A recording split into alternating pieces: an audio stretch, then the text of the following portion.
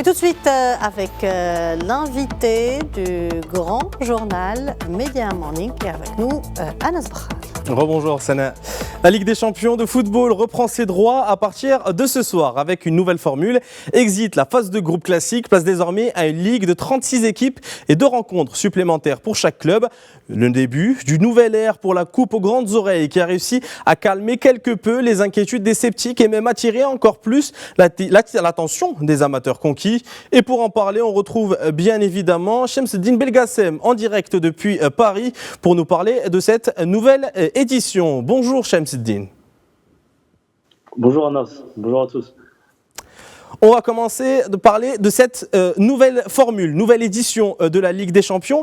Qu'est-ce qui a changé des éditions précédentes? On le rappelle que cette édition, cette programmation qu'on connaissait depuis 1993 vient d'être changée cette année pour un championnat à 36 équipes. Comment s'est déroulé le tirage au sort et comment va se dérouler la phase de compétition? Alors effectivement, comme vous l'avez très bien rappelé, tout a changé désormais. Le tirage au sort finit avec les boules. Si, il y a eu les boules qui ont été tirées pour désigner les équipes, mais ça a été avec un ordinateur qui a diffusé les 8 équipes qu'allait affronter chaque équipe. Donc du coup voilà, il n'y a plus 2 fois 3 équipes, où chaque équipe joue 2 fois la même équipe. 3 équipes, pardon, excusez-moi, je me suis emmêlé dans les pinceaux. Mais voilà, en gros, ça sera 8 équipes qui joueront les unes contre les autres, et ça sera plus des poules, mais ça sera une sorte de calendrier qui ira jusqu'à fin janvier. De ce fait, en fait, ça dispatche un petit peu tout, finalement, parce que les équipes qui étaient premier chapeau n'ont plus d'avantage, finalement, à jouer des équipes plus faibles de deuxième, troisième, quatrième chapeau. Ils ont ça, mais ils joueront également 2 équipes du chapeau 1, ce qui fait un peu plus d'équilibre et ce qui peut nous donner encore plus de surprises pour la suite. Et pour ce qui est un petit peu du tirage, ça fait 8 matchs, donc 2 matchs de plus que lors des éditions qu'on connaissait par le passé. Vous avez parlé de rééquilibrage de niveau, il n'y a plus vraiment de chapeau. Par contre, on a ces 2 matchs en plus. Forcément, ces changements ont dû quelque peu alerter les acteurs du ballon rond. On parle de joueurs, on parle d'entraîneurs, on parle d'observateurs. Comment a été accueillie cette nouvelle formule de la Ligue des Champions ? Au début, il y a eu une certaine forme d'hostilité, on va dire, parce qu'il y a eu tout format nouveau et forcément accueilli par quelque chose de un peu négatif au début. Finalement, moi, je pense que les gens vont se rendre compte que cette formule va apporter encore plus de diversité, encore plus de chance à des équipes qui n'étaient pas forcément disposées à aller loin dans une compétition comme la Champions League. Donc, moi, je pense que c'est un changement qui est positif. Néanmoins, pour certains acteurs du foot, il y a aussi un critère qui est l'incompréhension des règles. Parce que c'est vrai que maintenant, vous allez affronter 8 équipes, ça change forcément la donne. Vous n'avez plus à affronter un match aller-retour de la même équipe. Ça va changer forcément quelque chose. Et les gens, des fois aussi, n'ont pas compris la règle, donc l'ont repoussé, on va dire, ce nouveau format.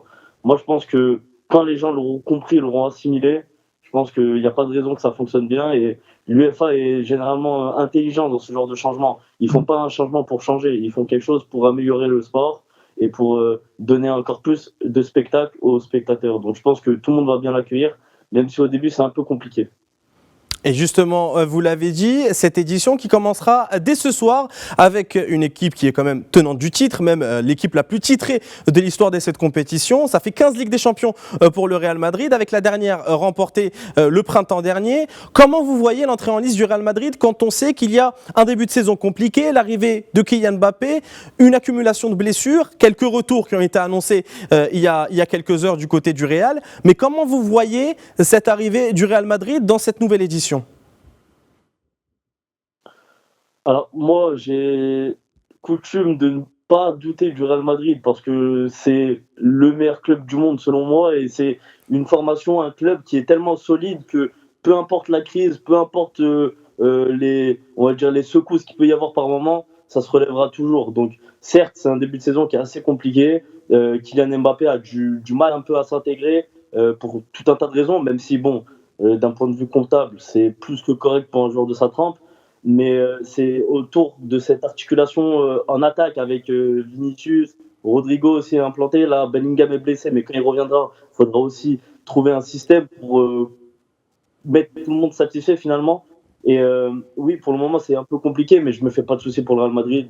Ils ont une poule qui est relativement aisée, pas une poule, du coup un calendrier qui est plutôt aisé. Mais je pense que le Real Madrid va se refaire la cerise tôt ou tard et parviendra à enchaîner. Certes, il y a beaucoup de blessures. Il y a Brahim Diaz aussi qui est absent et qui faisait un bon début de saison, que ce soit en club et en sélection.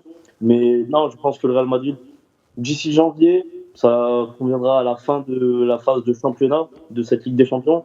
Je pense que d'ici janvier, le Real Madrid sera rodé et sera un courtisan, un courtisan fiable à sa propre succession. Ouais. Chemseddine, vous nous parlez de Paris, on va forcément parler des clubs français. On est obligé d'en parler parce qu'il y a quand même des joueurs africains qui évoluent dans les 4 clubs qualifiés pour cette Ligue des Champions, même des joueurs marocains. On parle d'Achraf Hakimi au PSG, on parle de Houssem Sahraoui qui vient d'être naturalisé marocain qui évolue au LOSC. On peut parler également d'Elias Bensrer du côté de l'AS Monaco. Quelles sont les chances des clubs français, si on peut faire peut-être un petit récapitulatif par club, entre le PSG, Brest, Lille et Monaco, dans cette C1 ? Alors oui, pour moi, il est clair que le PSG est le représentant français qui ira le plus loin dans cette compétition. Pour tout un tas de raisons, c'est l'équipe la plus forte, c'est l'équipe aussi la plus expérimentée en Europe. Mais aussi, je pense que malgré un calendrier qui est compliqué, on va dire, ils jouent contre l'Atlético, Arsenal, Manchester City, le Bayern. Voilà, mais je pense que avec cette nouvelle formule, à 4-5 victoires, vous êtes assuré d'être déjà en barrage, ça c'est sûr, mais vous n'êtes pas loin des 8e places, des 8 premières places qui vous garantit un ticket direct pour les 8e. Donc, moi je pense que le PSG sera dans ce lot-là. Il joue demain contre Gérone. Ça sera pour moi une réception assez facile avec un Gérone qui s'est quand même affaibli. Pour le reste, Lille a pour moi le calendrier le plus compliqué avec beaucoup d'équipes très fortes à affronter. Et demain, ça commence dès ce soir avec le Sporting et ça va être très dur contre le Sporting que je vois faire quelque chose dans cette Ligue des Champions. Pour le reste, Monaco, je les vois bien aller entre cette 9e et cette 24e place qui correspondent à un barrage. Je pense que ça sera quelque chose d'assez abordable pour les Monégasques. Et quant à Brest, voilà, Brest, c'est historique ce qu'ils vont vivre. Je pense qu'il ne faut pas avoir cette pression du résultat. Ils n'ont pas mis beaucoup de moyens, ça reste un club modeste et je pense que c'est du bonus. S'ils peuvent aller gagner 1, 2, 3 matchs, ça serait formidable déjà. Je ne pense pas il faut avoir beaucoup d'attentes du côté de Brest. On verra contre Sturm Graz cette semaine. Je pense que réception Sturm Graz, c'est le match à remporter pour rendre ce truc historique. Mais pour moi, il ne faut pas avoir beaucoup de pression du côté de Brest. Il faut prendre cette Ligue des Champions comme un bonus. Vous avez parlé de Brest et Monaco, ce sont deux adversaires qui retrouveront le FC Barcelone dans cette Ligue des Champions. Le Barça qui réalise un début de saison parfait pour le moment, 4 victoires en 4 matchs avec une attaque en feu. L'équipe de Hansi Flick a perdu notamment Marc Bernal et Dani Olmo au milieu de terrain. Qu'est-ce que vous voyez faire le FC Barcelone, le club qui a tant galéré dans ces dernières éditions de la Ligue des Champions et même en Europa League pour certaines années ? Alors oui, le Barça, c'est un cas qui est assez spécial parce que finalement, c'est un grand nom du football et c'est aussi une équipe qui est habituée à briller en Europe, même si, bon, sur la dernière décennie, on a vu que ça brillait et ça aussi, de l'autre côté, c'était aussi tout aussi négatif que ça pouvait être brillant. Mais je pense que le Barça, finalement, cette année, avec l'arrivée d'Hansi Flick et aussi il y a un groupe de copains qui fait plaisir à voir, ils nous le rendent bien là sur les 5 premières journées de Liga où c'est parfait. Le jeu est retrouvé, les résultats vont avec. Donc moi, je pense que il faudra compter sur le FC Barcelone. Et c'est un peu paradoxal de dire ça, mais ça peut être ma surprise finalement. Parce que le Barça, finalement, ces dernières années, on ne les compte pas forcément dans l'échiquier mondial. Ils sont relégués derrière des Manchester City, des Real, des Bayern, voire même du Arsenal. Alors que d'un point de vue de l'effectif et là de l'arrivée récente de Hansi Flick, je les vois aller très loin dans cette compétition. Pour moi, le Barça peut prétendre à une place en demi-finale, voire la finale. Pourquoi pas ? Parce que franchement, de ce qu'ils m'ont montré depuis le début de saison, c'était forcément bluffant. Donc, tant que ça dure, ça peut aller très loin. On parlait justement de rééquilibrage. Pour revenir un peu sur ce qu'on avait dit en début d'entretien, parler de rééquilibrage, forcément des équipes qui sont un peu plus modestes que les grands cadres européens, mais elles n'ont la chance que de les affronter qu'une fois. Est-ce que ça peut, ce format-là avec les barrages, avec un seul championnat, ça peut quand même débrider certaines équipes ou au contraire en brider d'autres? Moi, je pense que ce format, il peut donner des perspectives nouvelles à des équipes qui étaient confrontées à leur peau, finalement, parce qu'il y a des équipes qui étaient chapeau 4 à l'époque, qui étaient talentueuses, qui pouvaient aller loin, mais finalement, avec la perspective du chapeau 4, il suffisait qu'il y avait un tirage de la mort devant eux et leur perspective était devenue nulle, car ils allaient être éliminés ou ils allaient être reversés en Ligue Europa. Maintenant, il n'y a plus de reversation en Ligue Europa. Cette logique de chapeau 4 est un peu biaisée parce que, comme je l'ai dit, même une équipe du chapeau 4 va affronter 2 autres équipes du chapeau 4. Donc déjà, même si vous êtes au-dessus des équipes du chapeau 4, normalement ça vous fait 2 victoires.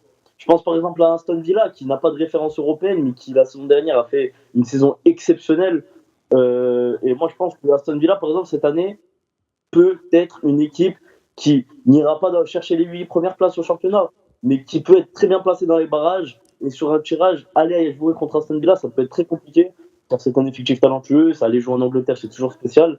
Et pour moi, je pense que par exemple une équipe comme Aston Villa, ou même le Sporting finalement, qui est une équipe rodée depuis plusieurs saisons avec Ruben Amorim, moi je pense que par exemple ces 2 équipes, ça peut ouvrir des perspectives et ça peut les débrider. Ensuite, pour les favoris, les équipes qui sont habituées aux Jeux européennes, normalement le format avec les 24 premières places qui vous assurent généralement une place pour la suite de la compétition, je pense que normalement il ne devrait pas y avoir trop de grosses surprises et d'équipes éliminées d'entrée, quoi. Donc je pense qu'on peut retrouver aussi un niveau qui est très très élevé cette année. Chamseddine Belgassem, vous étiez en direct depuis Paris, journaliste pour Foot Mercato. Merci à vous d'avoir été présent sur Média TV. Merci à vous.